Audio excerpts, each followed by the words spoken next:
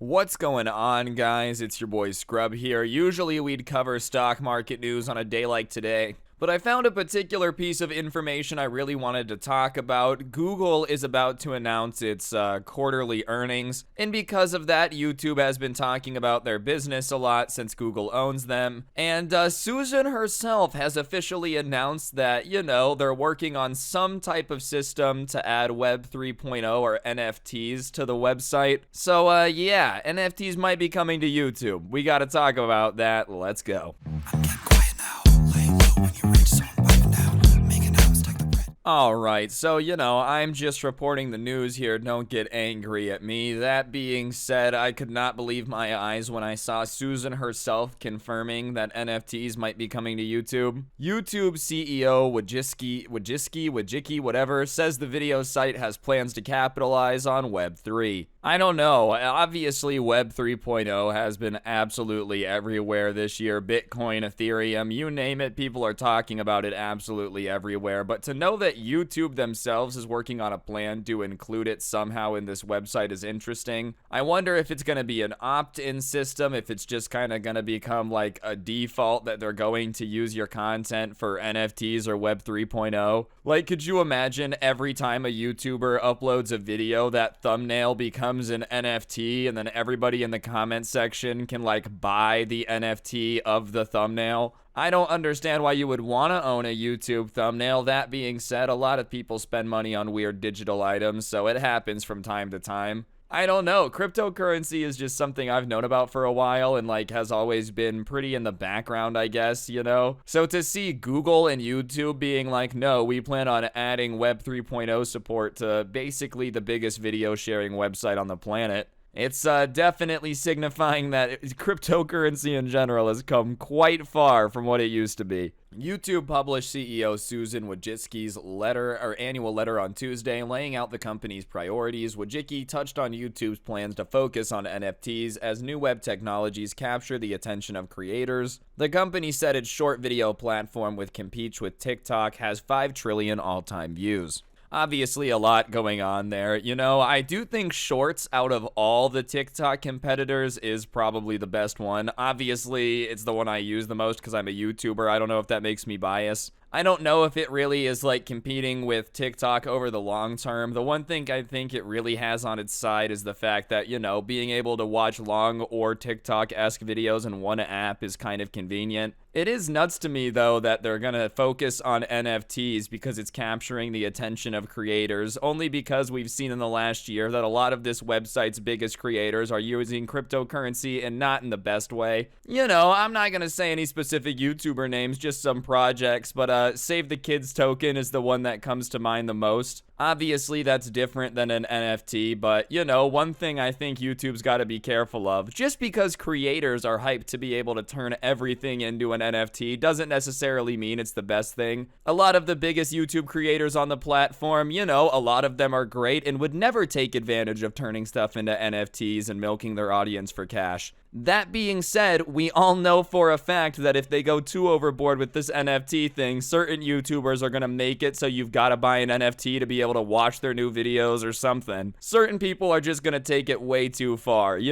That's the only thing that makes me a little bit nervous. If they really do give the ability for people to go overboard, it's just a matter of time until some YouTuber, is like, all right, guys, if you really support me and want to become of my subscriber army, Super Swag Sub Squad, turn on notifications and buy my NFT. Next thing you know, he's got more money than the king of Saudi Arabia because he's been selling every thumbnail for $5 million. I don't think a majority of creators would abuse this at all. I really don't think so. But all it takes is one guy to, pull off a rug pull on his audience for it to leave a bad taste in everybody's mouth. YouTube CEO Susan Wojcicki said that the video site will expand on ways it can help creators capitalize on new technologies like NFTs. In her annual letter laying out the Google-owned company's priorities, Wojcicki said it wasn't specific about YouTube's plans, but made it clear the site will be playing in areas that have been heavily hyped as of late. The past year in the world of crypto, non-fungible tokens, and even decentralized autonomous organizations highlighted a previously unimaginable opportunity to grow the connection between creators and their fans. We're always focused on expanding the YouTube ecosystem to help creators capitalize on emerging technologies, including things like NFTs, while continuing to strengthen and enhance the experiences creators and fans have on YouTube. Alright, I do have to give Susan a huge amount of credit though. You know, usually whenever there's an open letter or something like this, it kind of comes across that they're not in touch with what people are talking about or asking for. I do genuinely have no doubt that a lot of creators on the size that, you know, they have access to Susan. I've never been able to interact with her ever. But the people with like 5, 6, 7, 8, 9, 10 million subscribers that probably get reached out to specifically, they probably are asking for NFT projects. So, you know, while I'm kind of personally torn about the idea of NFTs coming to YouTube, I do have to give the company credit for actually listening a little bit more to what creators are probably asking for. You know, if I got a chance to talk to the CEO of YouTube, I would have a couple questions about the website that don't involve NFTs, but that being said, it wouldn't surprise me if someone who has the ability to make, like, you know, let's be realistic here, somebody with 30 million subscribers selling an NFT of every thumbnail could probably bring in a couple $1 million a year off that. I could understand why that's something they're really asking for. I understand what she's saying too, by it kind of allows a deeper connection between creator and fan, because, you know, if you're running a channel that's entire goal is like cleaning the ocean and suddenly people can kind of invest in that, I get how it could build a connection. The only issue with that is, you know, a YouTuber comes along and hypes something up and is like, this is going to be the awesome next life-changing product. Value goes up. They don't really deliver. At the end of the day, a lot of the value of these projects is attributed to the creator. You know, I don't really know how the NFTs are going to work on YouTube, but if the creator has a situation where, like, they aren't able to fulfill their end of the project, or they stop posting or whatever, I'm sure that wouldn't necessarily be great for the value of the NFT you just bought. Maybe it makes it go up. I don't know, because they're not going to make any more thumbnails. See, this is what I'm saying. Like, it just kind of comes into this complicated thing. I would feel really guilty knowing that people are invested in my YouTube channel personally. Because, like, I don't know, the entire appeal to YouTube to me, I love to make videos. Tomorrow, if I never wanted to do it again, I could quit YouTube. And, like, sure, people would miss my videos, but that's the extent of it. If people have their entire retirement riding on my channel growing or whatever, then I really don't feel like I have the freedom that I really enjoy from YouTube. Maybe I'm just thinking about it too much, but I don't know. I feel like that's a line that I'm not really sure if I would want to cross, where people are now like investors in my creative work. Just because at that point, you know, how creative can I really be if, like, I feel responsible for all these people that are invested in the NFTs that I've put on YouTube? And I know theoretically, like, oh, that's not your problem, but, you know, I don't know. If people are buying my thumbnails, it feels like my responsibility a little bit, even if YouTube's the one doing it all. In the third quarter, YouTube ads revenue rose 43% to $7.21 billion from $5 billion a year ago, matching Google's overall revenue growth, and the company reports fourth quarter earnings next week.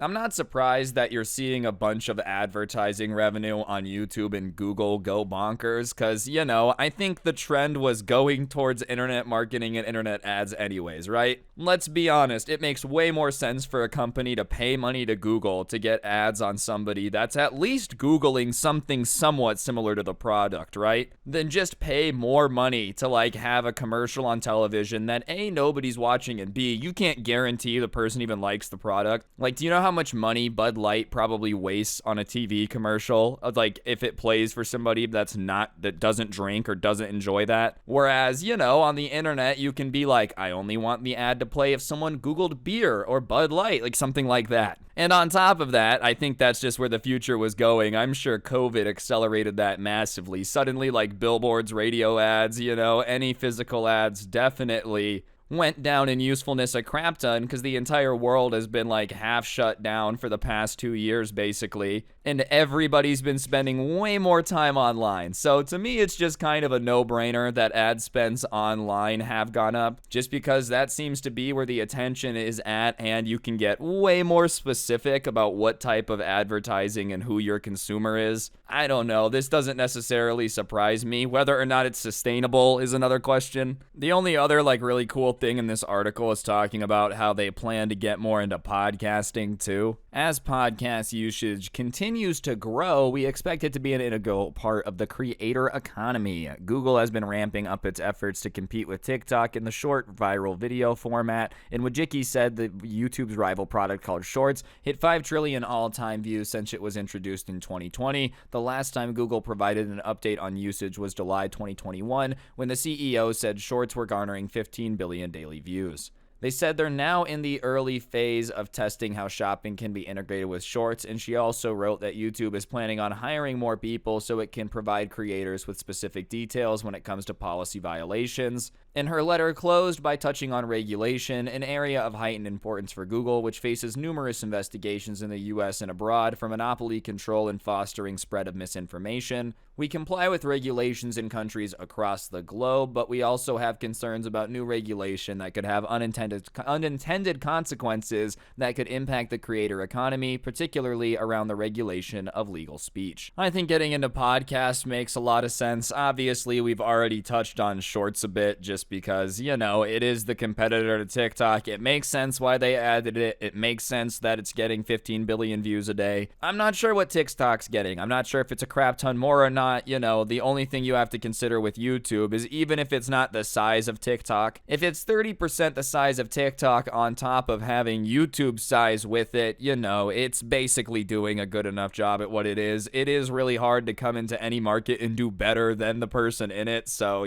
good on them for at least having a better chance at competing with TikTok. As for shopping, dude, Instagram's trying to do this right now too. Like, we're going to become a shopping platform. Bro, call me nuts. I really hope people aren't dumb enough to be buying products from YouTube Shorts or TikTok or just any short form video in general. Maybe I'm stupid, dude, but I feel like if you're buying stuff so impulsively that a 6-second video makes you be like, damn, I need to spend my money on that now, you probably need to do a little bit more work on not being separated from your money so easily, In my mind, social media and shopping just don't go together. Obviously, there's got to be a reason they're developing all this, so, for some people, that's just got to make sense to them. I can't wait to be able to shop while browsing Instagram. Those aren't two activities that I personally feel I need to combine, but if YouTube's going to make more money off of it, I understand why they would do it. And, I know a lot of people are freaking out about regulation on internet companies. This is the way you got to look at it. There really has not been a whole lot of regulation on internet companies in the grand scheme of things. When you compare the regulation on these companies when it comes to like what algorithms they can use, what data they can collect, what can they sell, where can they put ads, there's a little bit of it, right? But if you compare it to the regulation in any other like old industry, that's been around the block an absolute crap ton, there isn't any. It's like not a whole lot of regulation by comparison. So obviously it's just the nature of the beast that I think as technology gets a little bit older, the internet gets older, more people that understand technology get into government, that regulation is going to come. I don't think that's a bad thing. I even think with integration, YouTube's still going to be popular. I'm obviously a little bit biased because I'm a YouTuber, but I don't think it necessarily spells doom and gloom. I do understand why it's a concern for the CEO of YouTube, though, and if she wasn't concerned about it, then, that wouldn't be too great. Obviously, it's a huge legal challenge that might be approaching YouTube, but overall, I would not be surprised if you see some form of regulation on them, just because there really isn't right now. Anyways, guys, that'll really do it. I just figured I would talk to you about this. Obviously, if you're watching this, you at least like YouTube a little bit, so let me know in the comments section down below. Would you be buying YouTuber NFTs? Would you not? How do you feel about YouTube shopping? All that good stuff. Overall, it makes me happy to at least see that they're listening to creators. Like I said, I'm torn about the idea of having NFTs personally, but I could see where somebody that's a massive YouTuber would definitely want it. Let me know in the comments section down below what you thought. But yeah, on that note, that'll do it. Press the like button, let me know in the comments section down below, and subscribe if you're new. Turn on notifications. If you really want to help me out, I'll put a link to the intro song down below, along with a link to my podcast, The Scuffed Cast, or of course, you could use code SCRUBBY at the G Fuel checkout. Great way to get a discount on G Fuel. Help me out at the same time, so be sure to do that.